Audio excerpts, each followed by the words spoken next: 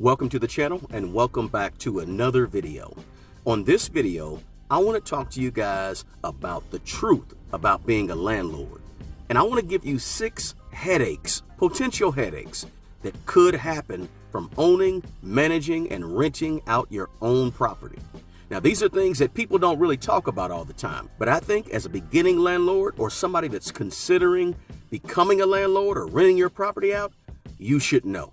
My name is Eric and I write a blog over at smartmoneybro.com. When you get a moment, check out a few of the blog posts I write over there. I'm all about trying to help ordinary people maximize their money, get the most out of the money that they have, grow their money, and invest their money. I also help people with real estate because I've been managing and owning rental real estate for about 22 years now, and I've experienced a lot, and I try to share and pass along that information to folks that are looking to get into the business.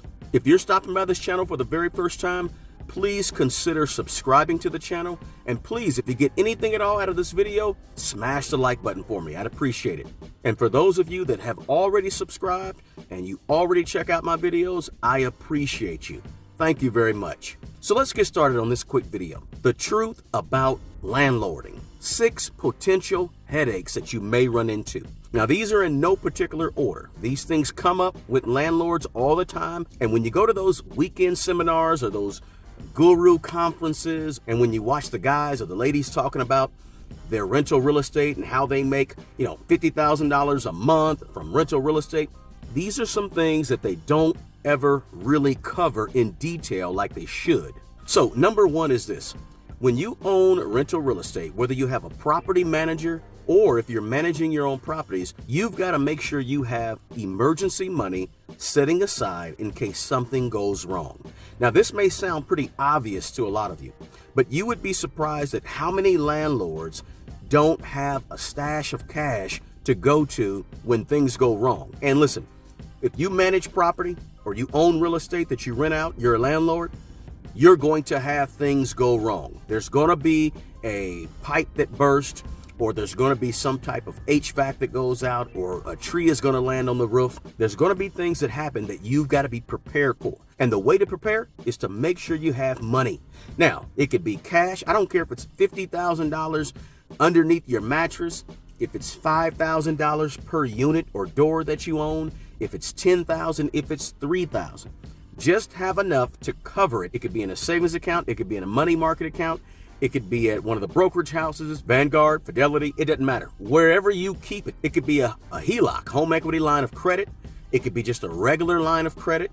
Something at the bank where you can get to money quickly. It doesn't matter. But you have to consider that you got to have that emergency stash. Now, most people don't talk about it, but you need it. The reason I can speak so confidently about emergency money is because for many years, I did not have emergency money as a landlord. I made that mistake for a number of years. Now, I learned the hard way, but I'm trying to prevent you from going through that. So make sure you have that emergency stash up front. The second piece of headache that you got to consider is that if you own a rental property and you have a mortgage on that property, that mortgage is going to be cutting into your profits pretty significantly. The best way, in my opinion, to buy property is cash. And I know some people will say, no, I want to leverage OPM, other people's money. I want to leverage my money, and I want to only spend a tiny amount of money and accumulate a lot of doors or a lot of units. And that's okay. If that's your strategy, that's all right. There's nothing wrong with it.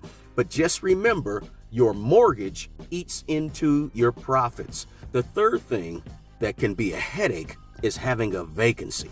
Vacancy rates happen. In other words, throughout the course of 12 months, there's a possibility that 1 to 2 to 3 of those months, your property will be vacant. And the big issue with a vacant property is obvious. You're not receiving rents. Now, a lot of people fail to kind of talk about this or to even include vacancy rates when they're trying to figure out the total amounts that they're going to receive or the ROI on the property. A lot of people don't consider vacancy rates, and you need to consider them because they can become a headache for a landlord.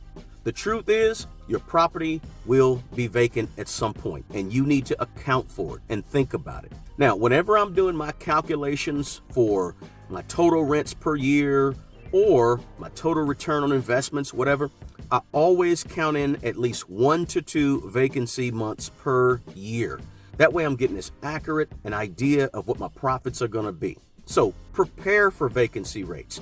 Don't let it become a headache where, oh, I wasn't even thinking about that when I was doing my calculations. That's money from your profits, which leads to the fourth potential headache and the truth about landlording, and that is bad tenants. Now, what makes a bad tenant? A tenant that doesn't pay on time, and or a tenant that does not take good care of the property. Either one of those make a bad tenant. Now, before we said vacancies were bad, but a bad tenant is doubly bad because not only will they not be paying rent, which takes from your bottom line profit, but also there's a good chance that they may be tearing the property up and not taking care of the property, which means you have to ultimately spend more money trying to get the property ready to re-rent again. So a bad tenant is a nightmare. A bad tenant can make or break a landlord. You want to stay away from bad tenants as much as possible, and they can be a major headache. One way you can go about avoiding bad tenants is obvious. Make sure you screen tenants properly. Make sure you have a screening process in place that's raring to go and works. The fifth thing that can become a headache for a potential landlord is costly repairs. And I'm talking about the big time stuff, the foundation, the roof, the HVAC and AC, the plumbing. Those things, those costly repairs can be major headaches. One of the ways you can avoid costly repairs is by getting on things immediately, as soon as they happen. Something like a plumbing issue. If a plumbing issue happens in a property, you need to be on it immediately, because if you're not, it can lead to much more serious and much more expensive repairs.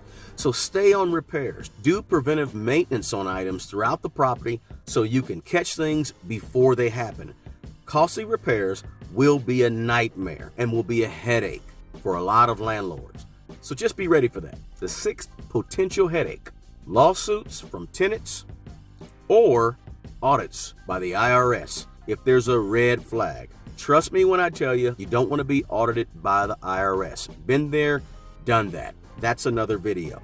Get yourself a really good CPA who at the end of every year can manage your tax returns and take care of them for you. So there you have it. Those are 6 potential headaches that every landlord needs to be aware of and needs to prepare for before you get into this business of being a landlord or property owner who rents out their property.